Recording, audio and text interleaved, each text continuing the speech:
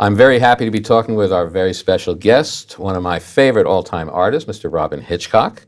I probably don't need to tell you, but as a quick refresher, Robyn Hitchcock has been releasing his surrealist rock and roll for 6 decades now, as both a solo artist with his bands The Soft Boys and The Egyptians. His latest album is Shufflemania, which is getting great reviews. He's in town for a couple of shows at Zebulon. Hello, Robyn Hitchcock. Welcome to the SoCal Sound. Hey, Gary, how are you? I'm doing pretty well. I'm very happy to be hanging out here with you today. Nice to see you again after all this. Yes, yes. I know you've been doing a lot of traveling. How is the road treating you these days? The road is almost identical to how it was, but the me it's treating is a little bit older and more decrepit, so just have to be a bit more careful, I suppose, these days. You know how it is. I believe I do. Now, I've noticed a theme in some of your album and song titles. There's the man with the light bulb head, the man who invented himself, the man upstairs, the man downstairs, the balloon man, of course, and the new one is the shuffle man from the new album, Shufflemania. Can you tell us who is the shuffle man? What is Shufflemania? Well, the shuffle man is the imp of change. He's like the Hungarian who goes in a revolving door behind you and comes out ahead of you. He is the person who says, sort of, take any card, and then suddenly one's in your hand. He's a trickster, he's a joker, a sort of con man, but he's also someone you've got to kind of stay on the right side of. It's like the old gods, you had to kind of propitiate gods. Gods, generally, you're advised to sort of treat carefully and with respect. You don't have to make sacrifices to the shuffle man, but you kind of, like all these things, they all want to be acknowledged and sort of flattered and whatever, and then maybe fortune will smile kindly on you. But the shuffle man is it's a bit like, it's almost like the Joker. Is he benign or is they benign? Half of them is, It depends which way you're holding the playing card up. Gotcha. And he's Hungarian, you say? Oh, that saying is about Hungarians, that Hungarians are tricky. They'll go in a revolving door behind you and come out ahead of you. They're just sort of prestidigitation they can do. The shuffle man, whatever the shuffle man's, its wit is much quicker than one's own, yeah. Well, good to know. When I listen to it again, I'm glad to have that in mind. You recorded this new album, Shufflemania, during the lockdown in many locations around the world with many special guests, including Johnny Marr, Brendan Benson, Sean Ono Lennon, to name a few. How did the recording go during the crazy time that we are hopefully getting out of? Well, the recording was just done in my house in East Nashville. My bit was.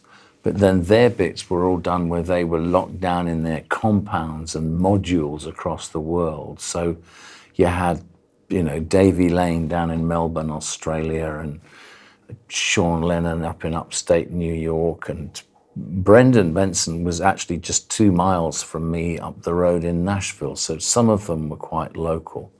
Pat Sansone, who's in Wilco, also did quite a lot of work on it to begin with. Pat and Brendan were local, but then other people were thousands of miles away. Kimberly Rue in Cambridge and Johnny Marr in Manchester. Annalisa Fruchtal was over in Oslo. But they were all stuck at home, so they had this lovely paradox that whilst nobody could go anywhere, they couldn't get away either. So I sat there with my cats, Ringo and Tubby, just writing these songs and doing the basic guitar vocals, and then I'd just send them off to people. Then eventually they all got mixed in Cardiff, South Wales, by Charlie. And we did, because we were over in London for a while, so one song was done at Abbey Road, Socrates in Thin Air. But the drums were done in Texas, and the guitar was done in Cambridge. So, it just, almost no song on that record was done in one continent. I'm proud to say that's my contribution to rock that year, This crazy world these days. everywhere and nowhere. Yeah. We just heard one of the songs that you did acoustically that Sean Lennon was a guest on. I know, obviously, you're a big fan of John Lennon. It must have been great to work with Sean. Did you know him prior to the recording? Yes, Sean's one of those people I met on Twitter. He introduced himself He must to be me a on fan, Twitter. I'm sure. He's into psychedelia, and he's a connoisseur of the music his father made at that period, and others like Syd Barrett and the Sid, Pink Floyd, and all of that. So I saw Sean's band Delirium playing in New York a few years ago, and they started with Astronomy Domini, the first song off the first Pink Floyd album, which I used to do in the Soft Boys, and they ended with Tomorrow Never Knows. Nice. So I thought, okay, he's obviously, he's got the pedigree. We had a jam. He's a really good drummer. He plays drums on that track. Right. And a load of other things, sort of keyboards and sort of tropical noises and vocoders, and I'm not entirely sure. He's playing about 5 or 6 different things. They all turned up with different things. Johnny Marr plays quite a lot on In the Life of Scorpio. He's playing the drums and the piano and things I didn't know he played, but that's what he sent back to me. I didn't really ask people to do anything specific. I just sent them the songs and saw what they sent back to me, whatever they felt they could do to it. Very cool. Which was fun. Yeah, excellent. The song with Sean is One Day. It's being scheduled, which sounded great, the acoustic version. Thank you. Yeah. I know you had a big birthday recently, the big 7-0. Yes, over the waterfall. And you seem busier than ever. In addition to the new album and tour, you have a new all-instrumental album coming, a book of lyrics, new recordings regularly from your Patreon group each month, which I'm proud to be a member of. You've got the Tiny Ghost record label with your lovely and talented partner, Emma Swift. You're a painter. I think it's safe to say you are an overachiever. Wow. You look great as well. Have you been drinking from some special fountain? How do you do it? How do you keep all this up? Fountain of indie rock. Yeah, I still listen to the Beatles twice a day. Yes, and a moisturizing campaign.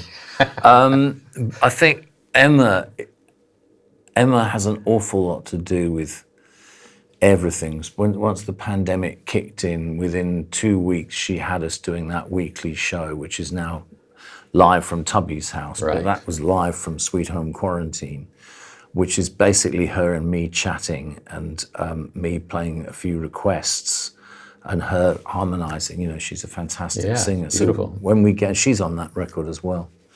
And she put out her Blonde on the Tracks album. We had Tiny Ghost as a sort of little merchandising thing, but it wasn't very serious. But then she put out, her Bob Dylan, finished her album of Dylan covers, again, within 3 weeks of lockdown. We got a little Zoom machine and worked out how to use one track at a time, and because we're both fairly technophobic. She got that going, she got Patreon going. Her record did very well. And the rules all changed in Patreon, so you suddenly found that you could be a record company at home. Again, you couldn't see anybody, but you could order stuff. We had a pressing plant in Norway who did a very reasonable rate and got them to us within 6 weeks. So there we were, mailing this stuff out to people we couldn't see via people we couldn't touch. Someone would come around with a mask and you'd hand them things.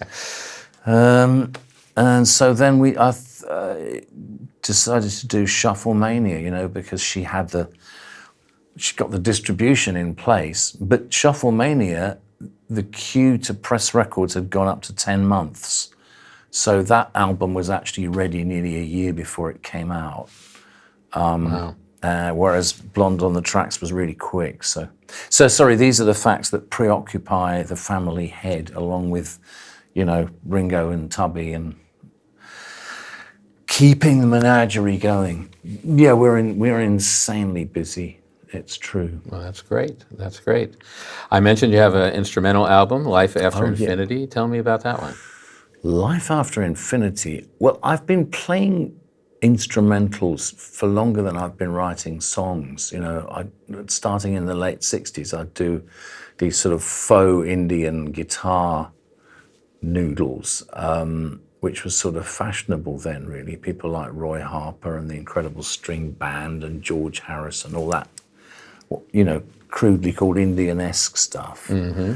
And I've just been doing that for about 50 years or so. And Em said, well, why don't you record it? You can just, it wouldn't be that hard. You've got the label. I've got the label. And we've also, but I had a few bits I'd officially composed. So some of it was improvised, but it's improvisations I've been doing for years. And others are little pieces I wrote. But I also think it's quite good to take words out of the picture, because you can confuse, or I can confuse people very easily with words. Maybe it's my special gift. But you take away the words, people can't really, they can't read it wrong. I mean, either they like it or they don't, but it's just on a primal level. So I wanted to see how people would take it and what it would do for them. I love it. I love playing it. I hope people like listening to it. But that's coming out pretty that's soon. physically arriving like in a couple of weeks, I think. Yeah. Look forward to checking that out. Oh God, it's on coloured vinyl. You know, Oh, it's my goodness. fantastic. It's on cassette. Wow. I think one of the fun things that Emma has discovered, or you know, we both share this. It's just, oh man, we're going to do 100 cassettes. Yes. Is anyone going to buy this? You know, it's really. Every time, you must have noticed this in the business, every time something is about to become completely obsolete, it becomes a fetish.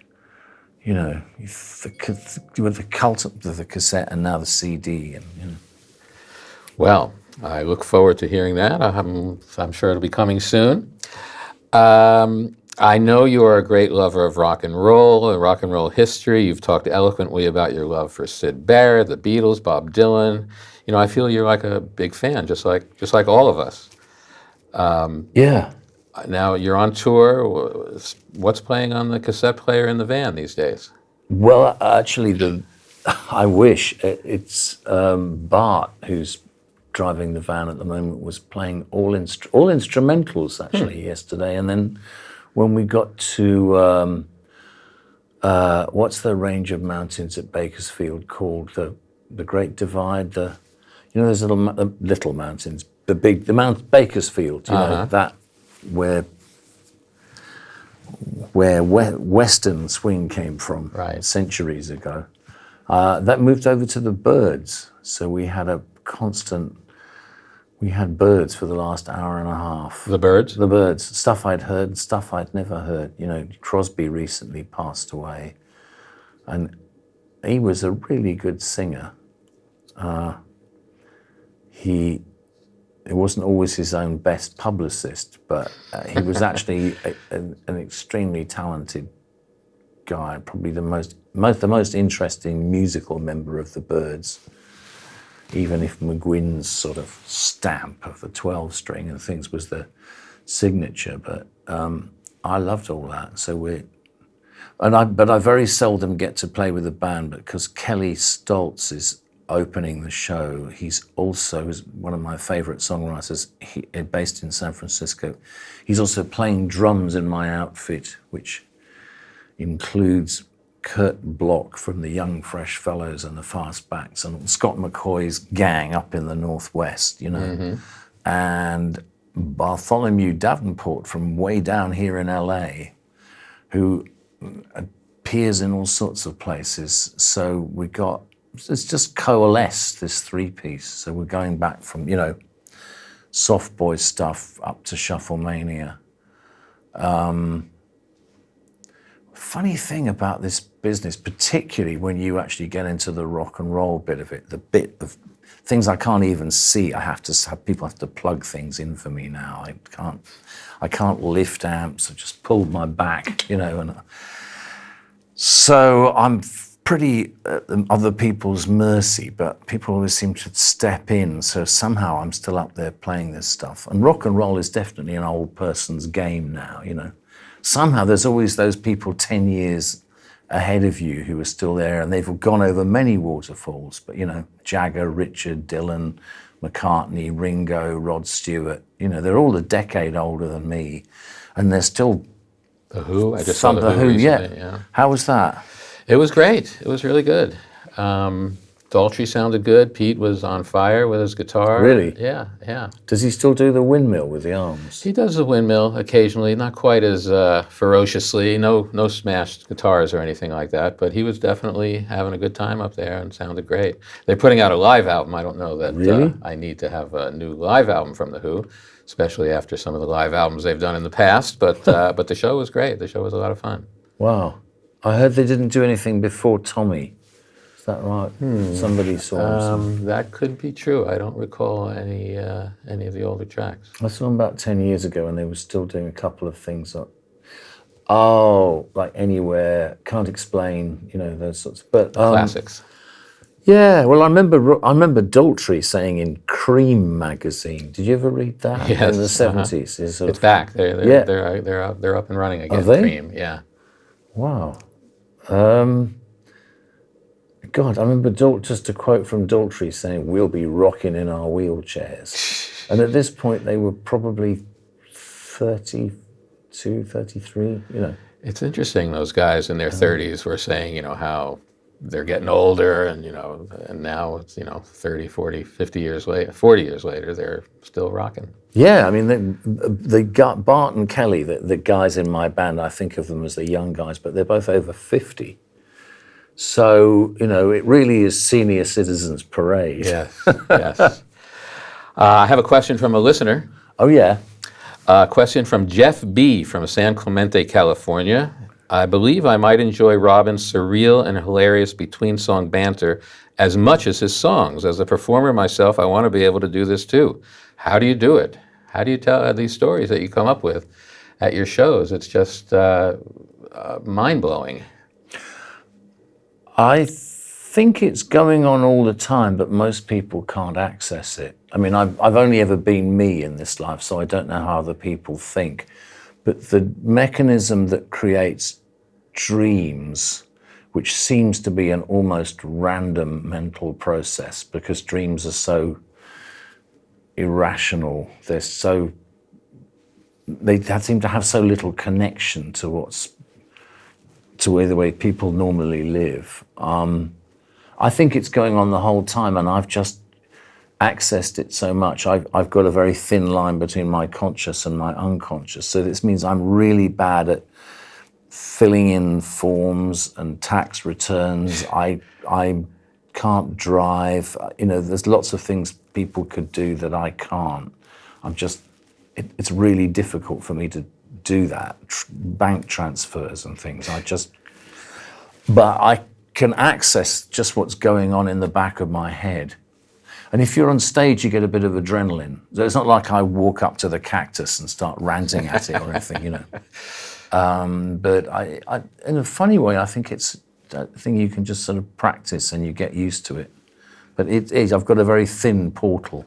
Well, it is truly amazing what you do up That's there. the truth, Jeff. Yeah, all right. Now, these last two questions, I visited the artificial intelligence bot. You familiar with these bots that can write a song for you or write a book for you? Yeah. So I said, I'm looking for some questions for Robyn Hitchcock. And they came up with a couple of things. They've never asked me a question before. Well, I'm going to ask them. What do they say? Your music is known for its whimsical and surreal lyrics. Can you talk about your creative process and how you come up with your songwriting ideas? And this is from a bot, for a Yes.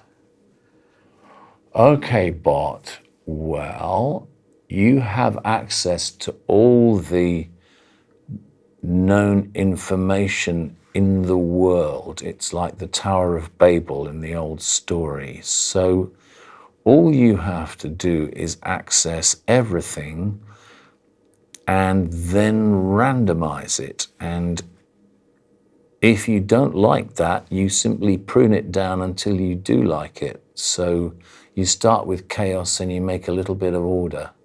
And I'm sure a good bot could do it as easily as me. Okay. And finally, from the bot, What do you hope audiences take away from your music, and what do you hope your legacy as a musician will be? My legacy as a musician, I hope, will be that if artificial intelligence replaces us or comes to be our dominant partner in the next 20 or 30 years, my songs will fit perfectly in there, and all those iPhone 27s will go around whistling Madonna of the Wasps.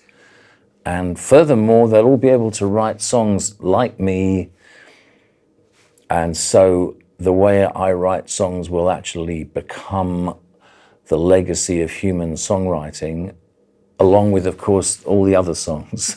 Right. But my process will fit into how they do it. So that's why they ask me those questions. Thank you so much. You know what a big fan I am. And I love you. You're a great artist, and thanks for talking to us. Give my best to Emma and Tubby and Ringo. And, I totally will. I've got to text them in a minute. Excellent. And take good care of yourself, and let's keep in touch. Gary. It's lovely to see you. Right on. Likewise. See you later. Robyn Hitchcock, the new album is Shuffle Mania, yes. And it's out on the world-famous Tiny Ghost Records. And thank you again, Robyn Hitchcock. Thanks, Gary.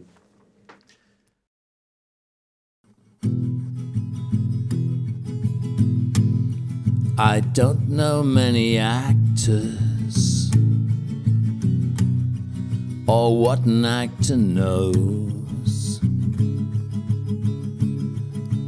All I do is ponder. All I do is wonder about the inner life of Scorpio.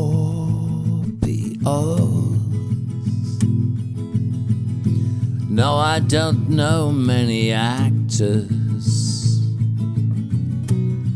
but when I get to shows, I marvel from the circle, or I marvel from the cheap seats at the inner life of Scorpio.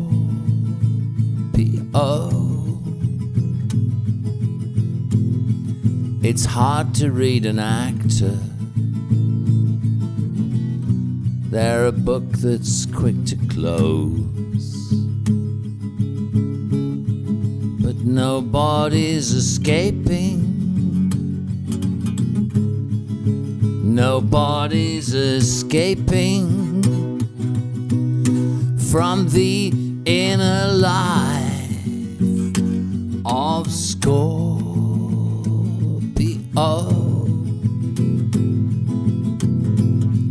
The inner life of Scorpio.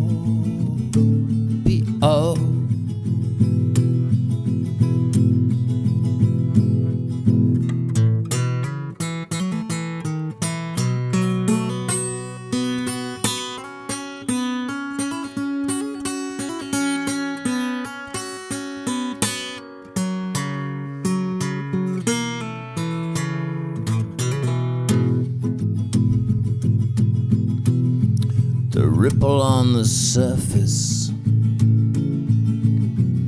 shows how deep the feelings go.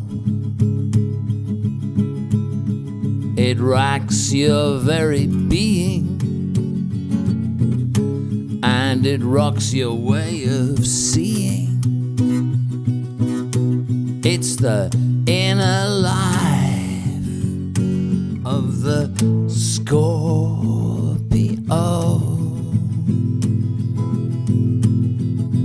You've got such an inner life, baby. You've got such an inner life, yeah. Oh, you've got such an inner life.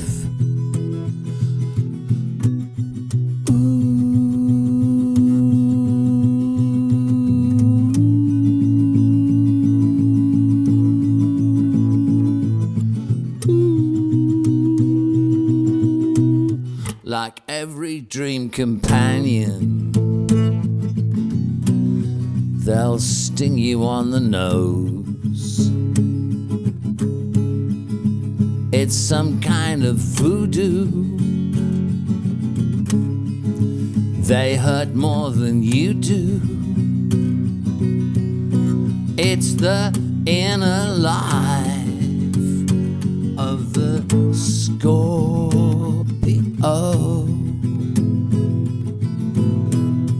The inner lives of Scorpio.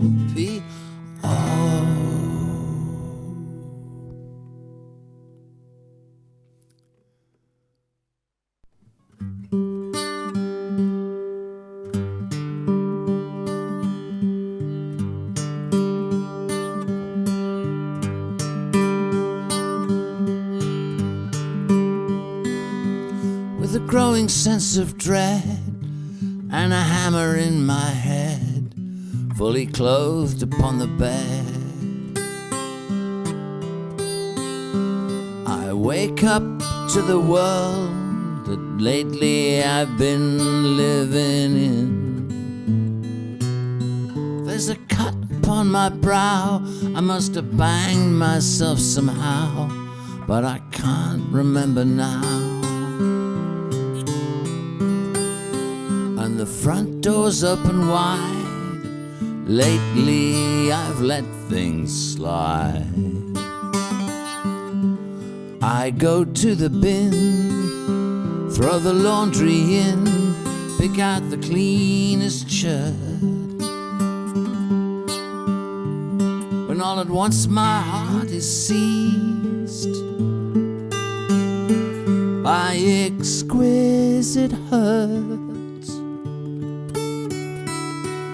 Smoking I once quit, now I've got one lit, I just fell back into it. Along with my pride, lately I've let things slide.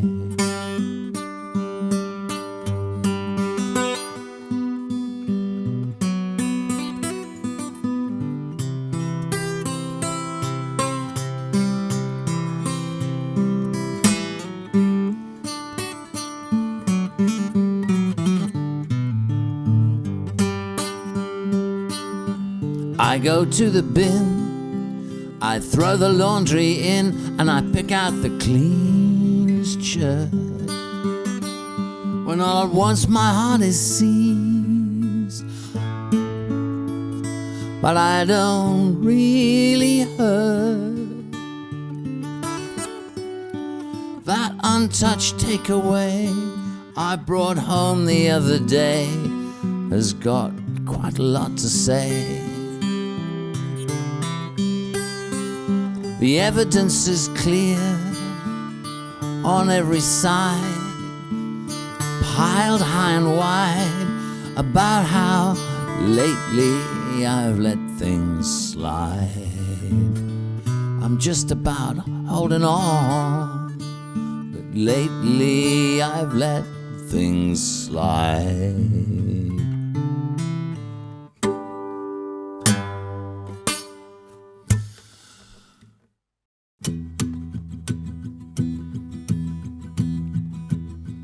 One day, the sky will turn into the sea. One day, the ugly truth will be made over to beauty. And one day, enlightenment will blossom from your paunch. And one day, that lonesome astronaut will be the one to launch. One day, the fish will roost up in the macadamia tree. And one day, there'll be an antidote, and you'll come home to me. One day we'll lure the parasite out where we can see it, and nobody will ever want to feed it. One day, one day, one day.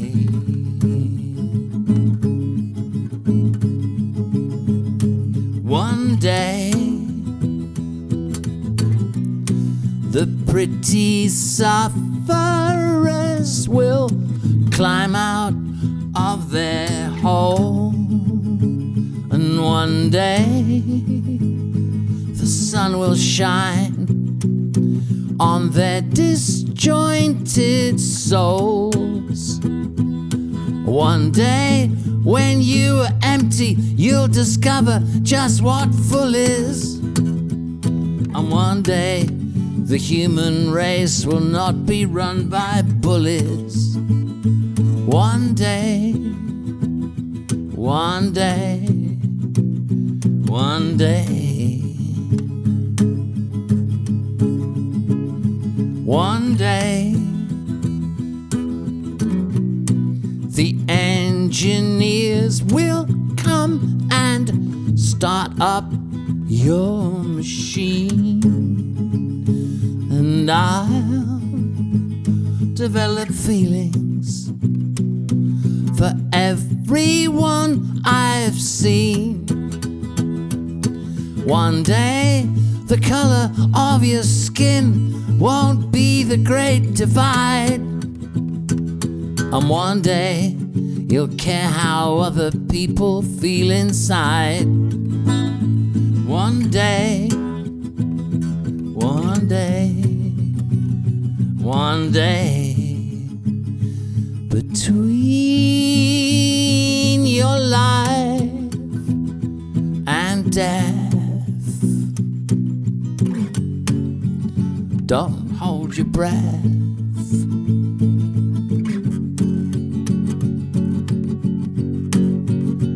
It's being scheduled.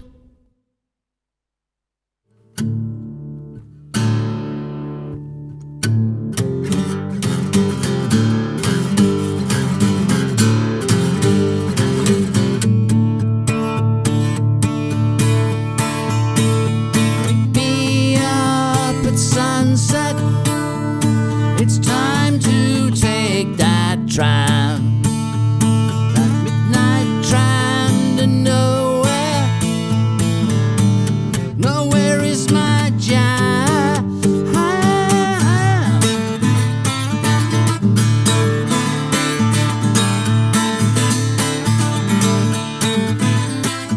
The lamps are red and glowing.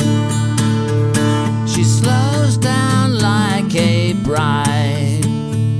The window panes are misted up, yeah. Don't know who's inside till you're inside. That midnight tram to nowhere comes looming through the mist. The sirens will be driving if the sirens still exist.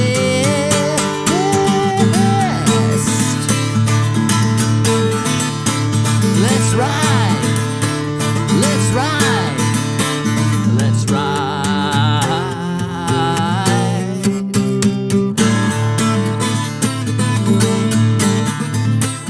That midnight tram to nowhere comes rolling down the track. Takes all kinds of people, but it never brings them back.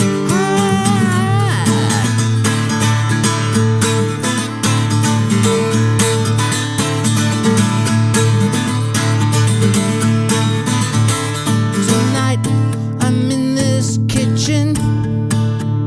Tomorrow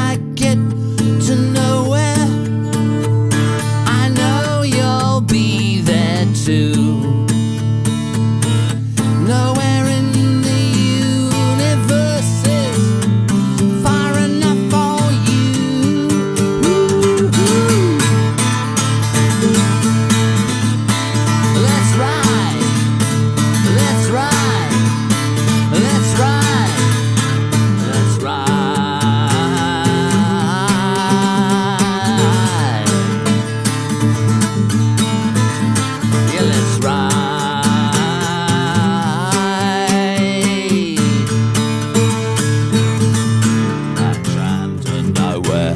That tram to nowhere. That tram to nowhere.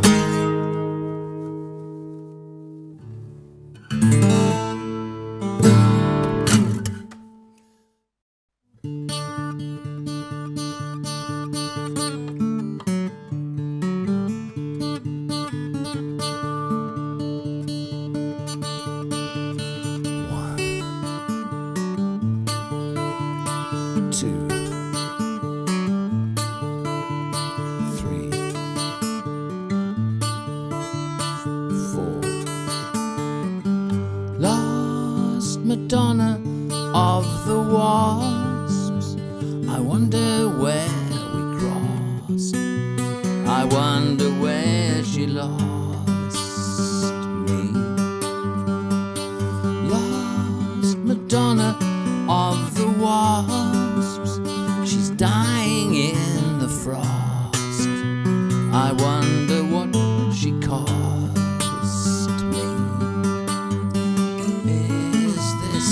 Love.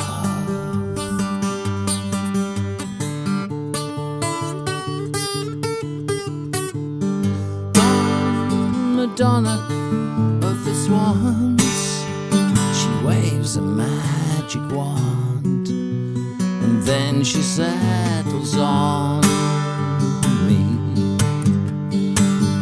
Wise Madonna of the Flies, I look into her eyes, she doesn't recognize me. Is this love? Well, is this love?